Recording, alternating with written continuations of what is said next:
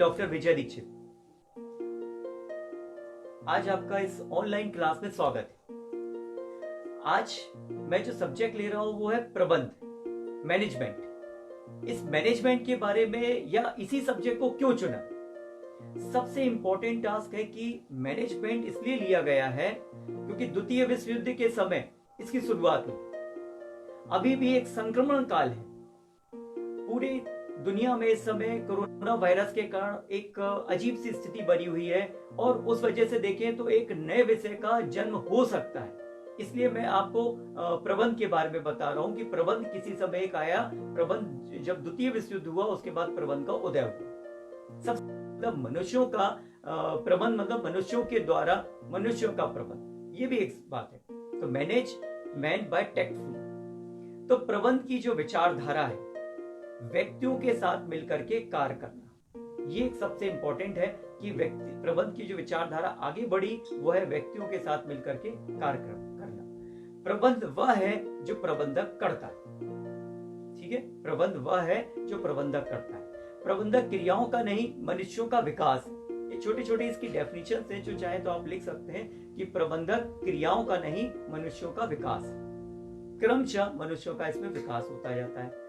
प्रबंध एक प्रक्रिया है जिसमें शामिल होते हैं सबसे पहले नियोजन मतलब प्लानिंग, दूसरा संगठन ऑर्गेनाइजेशन, तीसरा हमारे पास आता है नियुक्तिकरण स्टाफिंग, नेक्स्ट नेतृत्व डायरेक्टिंग और नेक्स्ट कंट्रोलिंग नियंत्रण। ये 5 चीजें बनी हुई है। जैसे आपके पास 5 उंगलियां हैं, यही 5 चीजें सबसे इंपॉर्टेंट है जो प्रबंध को प्रक्रिया बताती है। प्रोसेस है प्रबंध, मतलब प्रबंध एक बार में नहीं हो जाएगा, एक प्रक्रिया के रूप में होगा। समझ रहे हैं आप बात को? प्रक्रिया मतलब जैसे कि नारियल का तेल जो आप यूज करते हैं वो करीब 6 प्रोसेस के बाद निकल करके वो तेल आता है। नारियल को तोड़ना, उसके खोल अलग करना, उस नारियल को ले जाना, उसमें से फिर तेल निकालना, इसी तरह सुई का निर्माण 8 हाथों से गुजरने के बाद होता है। तो ये कुछ मोटे मोटे पॉइंट्स हैं कि आप प्रक्रिया कैसे, तो प्रक्रिया यहाँ पर सबसे इंपॉर्टेंट हम जो प्रोसेस की बात करते हैं वो प्रोसेस में 5 चीजें, planning, organisation, staffing, next directing and controlling. ये 5 चीजें आती हैं। 5 चीजों के बाद अब हम देखते हैं कि कुछ लोगों का मानना है कि प्रशासन और प्रबंध में अंतर होता है और कुछ का कहना है कि इसमें कोई अंतर नहीं होता। प्रशासन और प्रबंध में अंतर, देखिए प्रशासन एक प्रशासकीय शब्द है, शासकीय शब्द है, वो एक बिल्कुल अलग है, प्रबंध बिल्कुल अलग। जब हम प्रशासन की बात करते हैं मतलब शासन की बात हो रही है, प्रबंध की बात कर रहे हैं मतलब कि व्यापार और व्यवसाय के बारे में बात कर रही है। तो देखिए प्रशासन में हम नीतियां बनाते हैं जबकि प्रबंध में उनका इंप्लीमेंट किया जाता है, नीतियों को कार्य रूप में परिणत किया जाता है। प्रबंध में सबसे इंपॉर्टेंट चीज है कि पूंजी, श्रम, भूमि, संगठन, साहस। फिर 5 चीजें हैं, पूंजी, श्रम, भूमि, संगठन और साहस। ये अर्थशास्त्र का भी विषय है, अर्थशास्त्र में इन चीजों को लिया जाता है। तो सबसे इंपॉर्टेंट कि पूंजी, श्रम, भूमि, संगठन एवं साहस, ये 5 चीजों के, ये 5 तत्व मिलकर के ही आप किसी भी ऑर्गेनाइजेशन में देखेंगे तभी प्रबंध हो सकता है। अब हम देख रहे हैं कि इसमें निर्णय लेना। देखिए एक नीति बना दी गई, प्रशासन नीति बनाता है और यहाँ प्रबंध उसको इंप्लीमेंट करता है, ये हमने बात करी। फिर निर्णय लेना कि हम डिसीजन मेकिंग का पॉइंट, कि डिसीजन ले नहीं ले।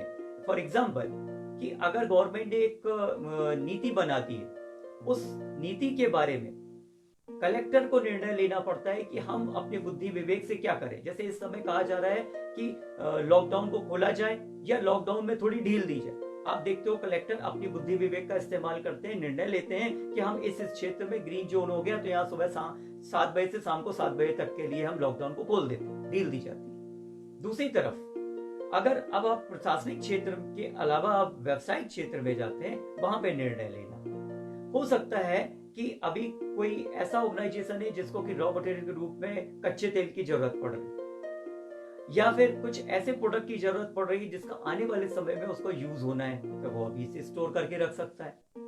फॉर एग्जाम्पल कि जैसे दीपावली का त्योहार आता है, उस समय हम देखते हैं कि लाइटिंग, सीरीज, इन सब की जरूरत पड़ती है। तो उसकी लिए रॉ मटेरियल अभी से इकट्ठा किया जाता है ताकि उस समय वो मैन्युफैक्चरिंग होकर के आ जाए। तो ये निर्णय लेने की बात कि कब कहां से लेबर लेना है, कब कहां से कौन सी सस्ती चीजें हैं उनको इकट्ठा किया जाए। फिर इसके ऊपर नियंत्रण, कंट्रोल कैसे करें। आपने निर्णय तो ले लिया कि हम सामान खरीद लेंगे, फॉर एग्जाम्पल कि हमारे पास रॉ मटेरियल जो है हम चाइना से मंगा लेंगे। फिर लेकिन नियंत्रण कि वो जो सामान आ रहा है कहीं ऐसा तो नहीं उसमें बीमारी आ रही है या किसी और तरह की दिक्कतें आ रही हैं या हमारे देश का लघु उद्योग खत्म हो जाएगा, इसके बारे में नियंत्रण करना, कंट्रोलिंग पावर। ये कंट्रोलिंग पावर अब आप देखते हो कि प्रशासनिक क्षेत्र में सबसे इंपॉर्टेंट होता है कि आप उसको कंट्रोल करिए, नियंत्रण करिए। तो प्रशासन बिल्कुल अलग है। व्यापार में नियंत्रण कैसे होगा कि आप बहुत ज्यादा ओवर प्रोडक्शन नहीं कर दें। आपको इसके बारे में बता दें कि जैसे जापान में जब हड़ताल होती है, वहां के कर्मचारियों की अगर बात को नहीं माना जाता है, वो हड़ताल करते हैं तो प्रोडक्शन बढ़ा देते हैं। भारत में या दूसरे देशों में जहां की मिश्रित अर्थव्यवस्था है या पूंजीवादी अर्थव्यवस्था है, वहां पर उल्टी चीज देखने को मिलती है। वहां पर क्या करते हैं, वर्कर हड़ताल पे चले जाते हैं, तालाबंदी। जबकि दूसरी जगह जापान में तालाबंदी नहीं होती, वो प्रोडक्शन ज्यादा कर देते हैं। तो यहां पर नियंत्रण की उनको कैसे नियंत्रित किया जाए।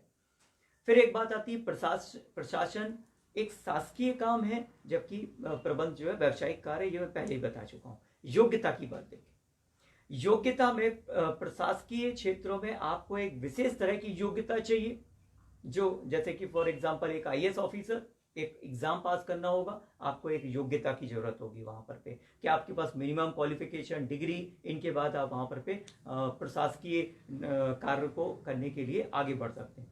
दूसरी तरफ जब हम प्रबंध के बारे में बात करते हैं, यहाँ पे योग्यता क्या मायने रखती है, आपकी तकनीक, आप टेक्नोलॉजी में कितने आगे। अगर आप तकनीकी रूप से आप सक्षम हैं तो आप अपने व्यापार को अच्छे से चला लेंगे, हैंडल कर लेंगे। चाहे वो बहुत सारे एग्जांपल्स देखने को मिलते हैं इस मामले में कि व्यापारिक घराने जो हैं वो लगातार आगे व्यापारिक करते रहते हैं, मतलब उनके पास तकनीक के मामले में बहुत स्ट्रांग होते हैं।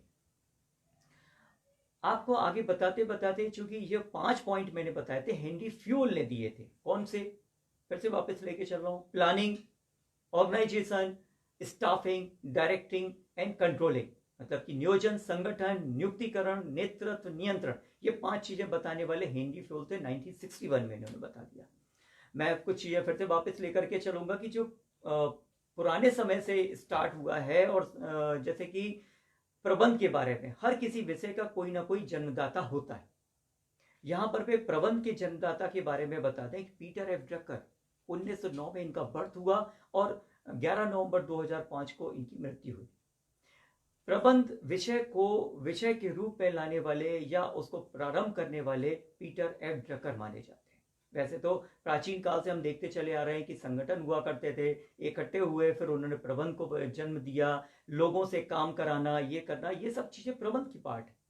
लेकिन यहाँ पर मैं आपको बता दूं, बार बार आप जब भी बात होगी, ये हमेशा क्वेश्चन पूछा जाता है कि इसके जन्मदाता कौन है, फादर ऑफ मैनेजमेंट कौन है, तो आप हमेशा पीटर एफ ड्रकर का नाम लेंगे। तो प्रबंध में पीटर एफ ड्रकर ने जो बताया एक प्रक्रिया है, इसके बारे में भी कि प्रबंध जो है विज्ञान भी है, कला भी। प्रबंध बेसिकली लोगों से कार्य कराने का तरीका, मैंने आपको शुरू में बताया। मैनेज मैन बाय टैक्टफुली, मतलब मनुष्यों के द्वारा कार्य कराना, टैक्टफुली आप किसी तरह से कार्य करा लो, मैनेज करना, मैनेज मैन बाय टैक्टफुली। अब हम आते हैं कि प्रबंध में होता क्या है, प्रबंध क्या है। प्रबंध एक्चुअली विज्ञान भी है और कला भी। कैसे, आप सोचेंगे ये तो विज्ञान की बात कहां से आ गई और कला की बात कहां से आ गई, हम तो कॉमर्स और इस फील्ड पे बात कर रहे हैं। देखिए, विज्ञान इसलिए क्योंकि कुछ सार्वभौमिक प्रक्रियाएं होती हैं, विज्ञान में कुछ एक सिद्धांत होते हैं जिसको हम प्रूफ करें तो वो साबित हो जाएगा। दूसरी तरफ कला किसी कार्य को करने की एक तरीका होता है, ढंग होता है, इसलिए हम उसको कला बोलते हैं। तो यहाँ पे प्रबंध के बारे में बता दें, एक प्रोसेस है, शुरू में बताया आपको, प्रक्रिया है। जब प्रक्रिया है तो ऑटोमेटिक विज्ञान हो गया। अगर स्टेप बाय स्टेप हम बढ़ते हैं तभी तो विज्ञान कहलाएगा। प्रोसेस है, प्रक्रिया है। प्रोसेस में ठीक है, आपको मैंने शुरू में ही बता दिया कि 5 पॉइंट हैं। पहली चीज आपको प्लानिंग करना है, दूसरा आपको ऑर्गेनाइज करना है, तीसरा आपको स्टाफिंग करना है, डायरेक्टिंग करना है, कंट्रोलिंग करना है। फिर वहीं से आप एक एग्जांपल लीजिए। अगर आप अपने कॉलेज जाते हैं तो कॉलेज कैसे जाएंगे? आपके पास मैं ऑप्शन रखता हूं, घर से आपके कॉलेज की दूरी 10 किलोमीटर की और आपके पास कॉलेज पहुंचने के लिए करीब 30 मिनट का समय रोज एज यूजल। तब आप क्या करेंगे? आपके घर में बहुत सारी चीजें हैं, जैसे साइकिल भी है, मोटरसाइकिल भी है, कार भी। अब इन तीन प्रणाली है प्रबंध में कि किस तरह से एक प्रबंधक के पास एक अधिकार होते हैं, वो अपने हमेशा डाउनवर्ड्स में चलता है। जैसे आदेश हमेशा डाउनवर्ड्स में आए, एक पिरामिड का रूप बनता है कि हमेशा जितने भी अधिकार आदेश जाते हैं ऊपर से नीचे की ओर चलते हैं। जब भी आदेश ऊपर से नीचे की ओर आएंगे, आप देखिएगा कि सबसे अच्छा प्रबंध वही माना जाता है जो आदेश ऊपर से नीचे की ओर आते हैं। यहां पर पे अधिकारी को कोई ऑर्डर दिया, इसलिए पिरामिड बनता है, क्योंकि टॉप लेवल पे जो अधिकारी है वो सिर्फ 2-3 लोगों को कुछ नोटिस देगा, अपने बारे में विचार बताएगा, फिर वो नीचे नीचे आते आते आते आते स्प्रेड होते जाते हैं और उसके आदेश बहुत नीचे तक फैल जाएंगे, हर अधिकारी तक। जैसे कि आपको बताएं कि अगर प्रधानमंत्री ने एक स्पीच दी, वो उन्होंने 4 लोगों को बताया कि हमको ऐसा करना है, और वो फिर 4 लोग और 10 लोगों को बताएंगे, 10 लोग 20 लोगों को बताएंगे, 20 लोग 100 लोगों को बताएंगे। तो इस तरह से हम देखते हैं कि हमेशा डाउनवर्ड में एक सार्वभौमिक प्रक्रिया है। पूरे विश्व में प्रबंध एक सार्वभौमिक प्रक्रिया है। जहां भी आप जाएंगे प्रबंध देखेंगे कि प्रबंध जो भारत में किया जा रहा है वो पूरी दुनिया में एप्लीकेबल हो सकता है। प्रबंध के मामले में ऐसा नहीं है कि जो भारत में हो रहा है वो अमेरिका में नहीं होगा, या जो अमेरिका में हो रहा है वो ब्रिटेन में नहीं होगा। तो एक सार्वभौमिक प्रक्रिया है। प्रबंध के जो मैंने आपको 5 तत्व बताए, इनको अलग अलग हम एक्सप्लेन करेंगे। ये पांचों तत्व हर जगह एप्लीकेबल होते हैं, लागू होते हैं। इसमें कुड्स ओडोनिल ने बताया कि प्रबंध एक पेशा है, प्रबंध एक प्रणाली है, प्रबंध एक विज्ञान है, प्रबंध एक कला है। कुड्स ओडोनिल भी हैं, एक प्रबंध शास्त्री हुए। इन्होंने बताया कि व्यवसाय प्रशासन के साथ साथ प्रबंध एक पेशा है। पेशा कैसे? प्रोफेशन। देखिए, प्रोफेशन के बारे में जब भी बात होगी, प्रोफेशन आप समझते होंगे एक, जैसे कि डॉक्टर, वकील, मतलब आप दिमाग का अपना अत्यधिक प्रयोग करना। जब हम इस तरह की बात करते हैं, मतलब ज्ञान, एक विशिष्ट ज्ञान, जब विशिष्ट ज्ञान के द्वारा कोई चीज अर्जित की जाती है वो पेशा हो जाता है। और इस तरह से हम प्रबंध को एक पेशा मानते हैं। प्रबंध एक प्रणाली के रूप में है, प्रबंध एक प्रणाली तंत्र कहलाता है। प्रणाली तंत्र और पेशा कैसे? प्रबंध, किसी को भी हम प्रबंधक बना सकते हैं। ओडोनिल के बारे में बता रहा था, प्रबंध एक पेशा है और प्रबंध एक प्रणाली तंत्र। पेशे के बारे में हम डिस्कस कर रहे थे कि पेशा जब भी बात होती, मतलब आप अपने दिमाग का विशिष्ट ज्ञान का प्रयोग करते हैं और विशिष्ट ज्ञान का प्रयोग करके हम किसी चीज को हासिल कर लेते हैं। मैंने डॉक्टर का, वकील का, चार्टर्ड अकाउंटेंट का, इनका एग्जाम्पल दिया। तो यहां पर पे एक पेशे के रूप में जब भी आप बात करेंगे प्रबंध के रूप में, तो आप पूरी दुनिया में देखिए प्रबंधक भी एक पेशेगर होता है। एक पेशा है कि प्रबंधक को बनाया जा सकता है। कैसे? क्योंकि ये ऐसा नहीं है कि किसी घराने में अगर प्रबंधक पैदा हो गया तो बार बार होता रहेगा। वहां पर पे एक प्रबंधक को निर्माण किया जा सकता है। इसलिए प्रबंध के बारे में MBA स्टडी कराई जा रही है और आपको प्रबंध पढ़ाया जा रहा है। दूसरी तरफ हम प्रबंध एक प्रणाली तंत्र के रूप में, एक विशिष्ट ज्ञान है। इसलिए कहा भी गया है कि प्रशासन और व्यवसाय ये अलग अलग है, लेकिन आगे जाकर के व्यवसाय, प्रशासन एवं प्रबंध ये एक सब्जेक्ट बना है, पब्लिक एडमिनिस्ट्रेशन एंड मैनेजमेंट। प्रबंध दूसरों से काम लेने की एक कला है। इसलिए कहा गया है कि पब्लिक एडमिनिस्ट्रेशन एंड मैनेजमेंट ये तो हो सकते हैं, लेकिन अगर आप प्रशासन और प्रबंध को एक साथ जोड़ो, ऐसा नहीं है। आप हमेशा अलग अलग रखिएगा कि दोनों अलग चीजें हैं, प्रशासन अलग है, प्रबंध अलग है। तो यहां पर सबसे इंपॉर्टेंट कि हमारे पास पब्लिक एडमिनिस्ट्रेशन एंड मैनेजमेंट ऐसा पढ़ेंगे। प्रबंध विचारधारा की शुरुआत कहां से हुई? आगे बढ़ते हुए अपन कुछ और चीजें देख लें कि प्रबंध विचारधारा आई कहां से। मैंने आपको एंशियंट टाइम बता दिया, लेकिन अब प्रबंध विचारधारा शुरुआत कैसे हुई? देखिए, इसके जनक के बारे में आपने सुन ही लिया कि पीटर एफ ड्रकर। फिर हम आगे बढ़ते हैं कि थियो हेमन ने मानवीय प्रयास, CN गैगर, ये सब विचारधाराएं इनकी, इन्होंने अलग अलग समय बताया। हेनरी फ्योल, इन लोगों ने बताया कि प्राचीन काल में प्रबंध जो था, वेबीलोन की सभ्यता, आप देखिए वेबीलोन की सभ्यता में मिलेगा, मिस्र की सभ्यता में मिलेगा, ये सब चीजें उस समय से स्टार्ट हो गई। इसलिए इसकी प्रबंध की जो विचारधारा एंशियंट टाइम पे अगर हम जाते हैं, अलग अलग प्रबंध शास्त्रियों ने बताया है।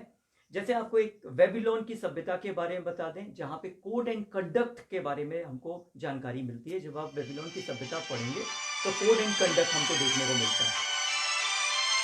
दूसरी तरफ मिस्र की सभ्यता के बारे में जब आप देखेंगे कि मिस्र की जो सभ्यता है वहां पे पिरामिड कैसे बनाए गए, ये भी प्रबंध के बारे में, जो मैंने आपको 5 चीजें बताई थी ना, planning, organisation, staffing, directing and controlling, ये 5 चीजें वहां पर पे देखने को मिलती हैं।